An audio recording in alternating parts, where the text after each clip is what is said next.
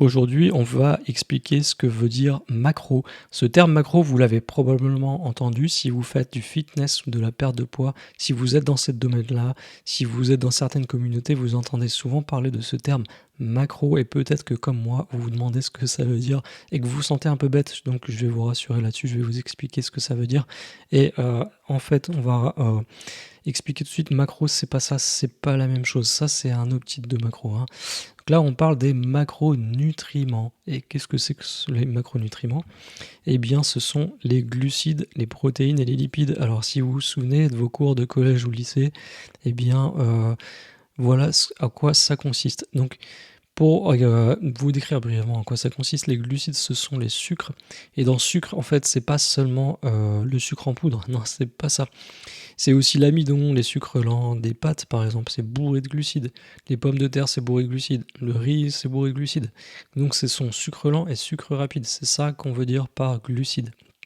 Les protéines, par contre, c'est ce qui va souvent être dans la viande, dans les poissons ou dans certains végétaux, c'est plus rare, mais dans les lentilles par exemple.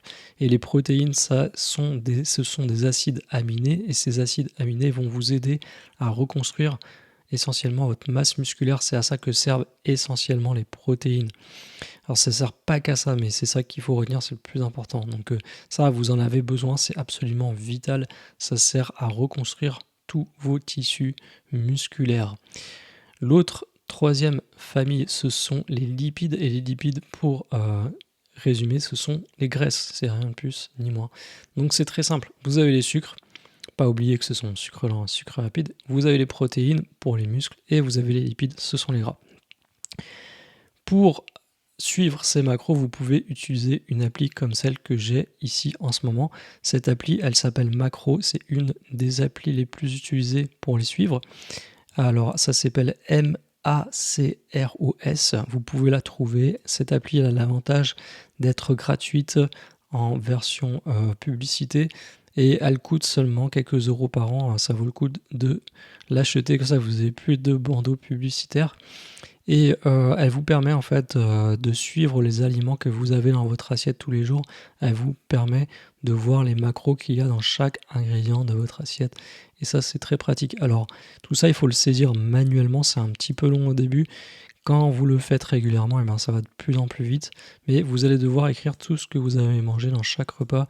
Et pour ça, il va falloir cliquer sur Ajouter des aliments. Alors, il y a quelques fonctionnalités sympas comme le barcode. Alors, on va essayer de scanner les macros, les autres macros, pas les vrais macros, mais vous savez, là, quand vous avez un petit emballage, souvent, il y a un petit code barre.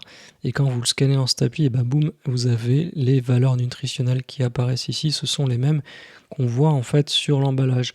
Et donc, vous n'avez pas besoin de les ressaisir. Et tout ça, ça va très vite. Et puis, de toute façon, vous avez une base de données qui est gigantesque et qui contient tous les aliments de la planète, pas qu'en France. Donc, même si vous voyagez, vous allez retrouver tout ça. Et puis vous avez même d'autres applis, alors pas celle-ci, mais vous avez d'autres applis comme Foodvisor ou Chronometer qui, elles, permettent avec de l'intelligence artificielle de prendre en photo des assiettes et d'obtenir en fait les macros automatiquement. Alors c'est une analyse qui est plus ou moins fiable. Souvent en fait il faut peser les aliments pour avoir des valeurs fiables, mais ça permet d'aller un peu plus vite et vous pourrez toujours retoucher les valeurs si vous pensez qu'elles sont fausses ensuite. Autre truc, c'est que pour avoir une appli macro comme ça, vous avez besoin d'avoir une balance de cuisine et vous avez besoin quand même de peser les ingrédients. Au début, c'est pas facile de voir qu'un œuf, vos œufs pèsent 60 grammes ou 50 grammes. Hein. Visuellement, moi, j'en ai aucune idée. Hein. Donc au début, vous allez peser vos ingrédients, mais vous allez voir qu'en fait, après, avec le temps, ça va très vite parce que vous savez déjà à l'avance combien ça pèse. Donc plus vous utilisez l'appli, plus ça va vite. Donc si ça vous saoule, si c'est trop chronophage, eh ben, vous pouvez seulement vous contenter en fait d'enregistrer ce que vous avez mangé les 3 derniers jours. Si vous vous en souvenez pas, faites-le pour les 3 prochains jours. Faites-le par exemple pour 7 jours, juste une semaine. Juste en fait, regardez tout ce que vous avez mangé sur une semaine, faites-le rigoureusement et voyez ensuite à la fin, faites une petite analyse et regardez là où vous en êtes. Donc là, ça va vous donner en fait les calories que vous avez consommées chaque jour. Et donc vous allez avoir une idée. Donc sur 7 jours, si vous voyez que vous avez pris un peu de poids, eh bien vous voyez en fait les calories que vous avez consommées. Vous savez que si vous faites un déficit calorique, il va là falloir viser une valeur qui est inférieure à ça. Voilà ce que sont les macros. J'espère que ce contenu vous a plu. Je vais continuer à publier du contenu, donc n'hésitez pas à vous abonner à ma chaîne, d'activer les notifications. Je crée du contenu sur tout ce qui est fitness, app fitness et aussi nutrition. Ciao!